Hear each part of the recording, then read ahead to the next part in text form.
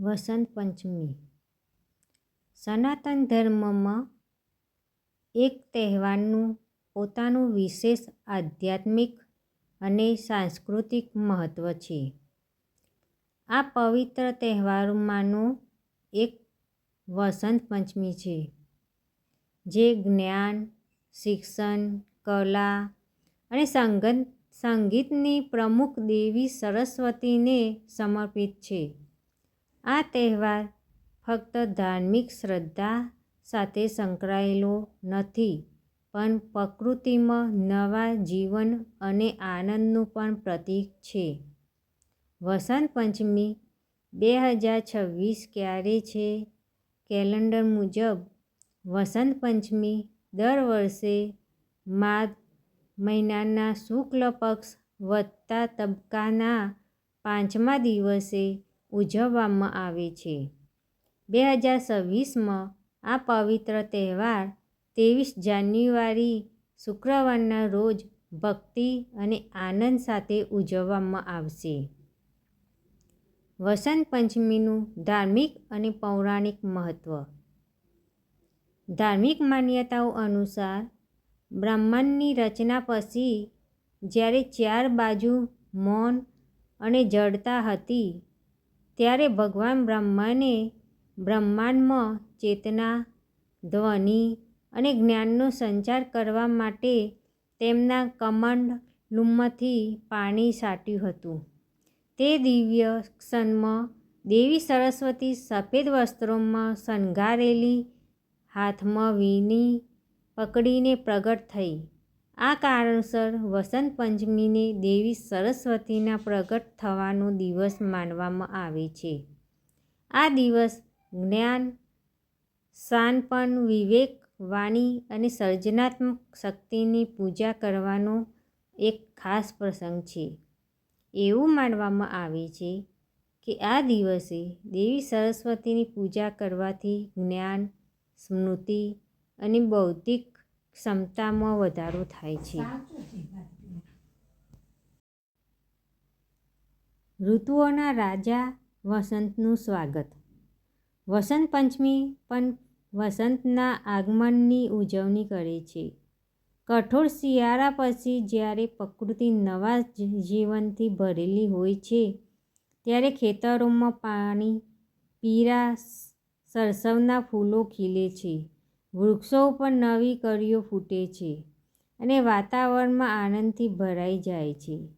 વસંત આવે છે. શાસ્ત્રોમાં વસંતને ઋતુરાજ કહેવામાં આવે છે, જેનો અર્થ બધી ઋતુઓમાં શ્રેષ્ઠ થાય છે. આ ઋતુને આનંદ, ઉર્જા અને પ્રેમ અને સુંદરતાનું પ્રતીક માનવામાં આવે છે. વસંત પંચમી આ આનંદમય ઋતુને આવકારવા માટેનો તહેવાર છે. વસંત પંચમીનું આધ્યાત્મિક અને સાંસ્કૃતિક મહત્ત્વ. વસંત પંચમી પર પીળો રંગ ખાસ મહત્ત્વ ધરાવે છે. પીળો રંગ જ્ઞાન, સમૃદ્ધિ, ઉત્સાહ અને સકારાત્મક ઉર્જાનું પ્રતીક માનવામાં આવે છે.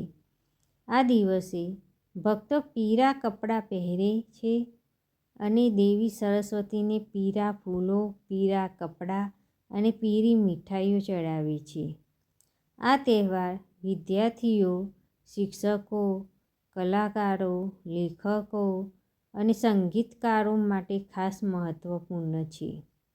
આ દિવસે કરવામાં આવતી ધ્યાન અને પૂજા જ્ઞાન પ્રાપ્તિમાં આવતા અવરોધોને દૂર કરે છે. શિક્ષણ અને શિક્ષણનો શુભ દિવસ. શિક્ષણની શરૂઆત માટે વસંત પંચમી ખૂબ જ શુભ માનવામાં આવે છે. આ દિવસે નાના બાળકો માટે વિદ્યારંભ અથવા અક્ષરાભ્યાસ નામનો મૂળાક્ષર લેખક સમારોહ કરવો શ્રેષ્ઠ માનવામાં આવે છે. એવું માનવામાં આવે છે કે વસંત પંચમીના દિવસે શિક્ષણ શરૂ કરવાથી બાળક બુદ્ધિશાળી, સંસ્કારી અને જ્ઞાની બને છે. વધુમાં, આ દિવસ નવા પ્રયાસો શરૂ કરવા માટે ખૂબ જ શુભ છે, પછી ભલે તે શિક્ષણ, કલા, સંગીત અથવા અન્ય કોઈ પણ સર્જનાત્મક કાર્ય સાથે સંબંધિત હોય એક અશુભ ભય સમય. શાસ્ત્રો અનુસાર વસંત પંચમી એક અશુભ સમય છે. આનો અર્થ એ છે કે આ દિવસે કોઈ પણ શુભ કાર્ય માટે અલગ શુભ સમય શોધવાની જરૂર નથી. આ દિવસે લગ્ન, ગૃહસ્થી, નામકરણ, વિધિ અને વિધારંભ જેવા વિવિધો પંચાંગની સલાહ લીધા વિના કરી શકાય છે. આ જ કારણ છે કે વસંત પંચમીને ખૂબ જ શુભ અને શુભ તિથિ માનવામાં આવે છે. વસંત પંચમી એ જ્ઞાન, કલા, સંસ્કૃતિ અને પ્રકૃતિની ઉજવણી કરતો એક પવિત્ર તહેવાર છે. આ દિવસ દેવી સરસ્વતીના આશીર્વાદ મેળવવા અને તમારા જીવનમાં શાનપન અને સકારાત્મકતા લાવવાની ઉત્તમ તક આપે છે. વસંત પંચમી માત્ર ઋતુ પરિવર્તન જ નથી, પણ આધ્યાત્મિક જાગૃતિ અને સર્જનાત્મક ઉર્જાના નવીકરણનું પણ પ્રતીક છે. આ વસંત પંચમી દેવી સરસ્વતીની પૂજા કરો અને તમારા જીવનને જ્ઞાન, સાંસ્કૃતિક અને આનંદથી પ્રકાશિત કરો.